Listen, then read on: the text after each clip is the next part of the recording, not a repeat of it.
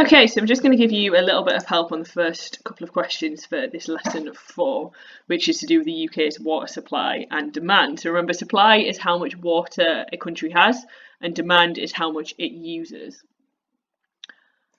So first of all, the first question is to describe and explain the pattern of UK water supply using the information on the PowerPoint. So basically we need to describe where rainfall is the heaviest, where it's the lowest, and explain why this pattern occurs.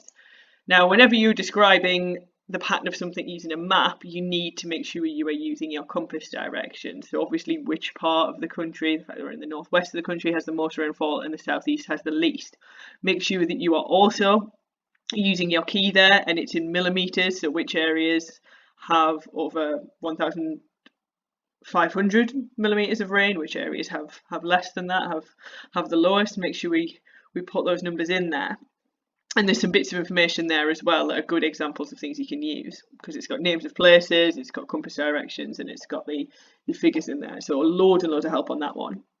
In terms of explaining it, well, there's a couple of things to kind of be aware of. So basically, we know that the north receives more rainfall than the east, and part of that reason is, well, the location of the ocean, but also the fact that we have this kind of almost spine of mountains that runs down the middle of Britain, so the Pennines being the main part there, but there's the Cheviots and things as well.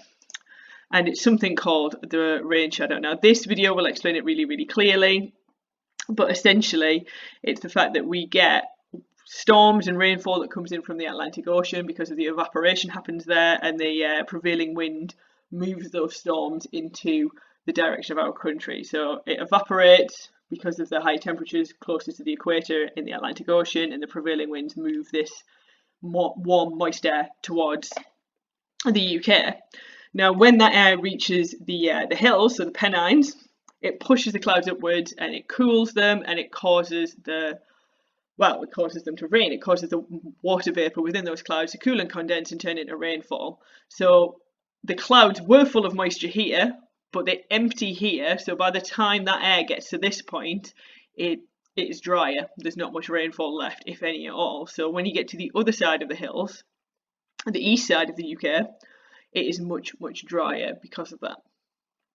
Okay, so that is the reason why we have this pattern that we see here. More rainfall here, less here. Okay, hopefully that makes sense. Now just have a quick glance through the rest of the worksheet.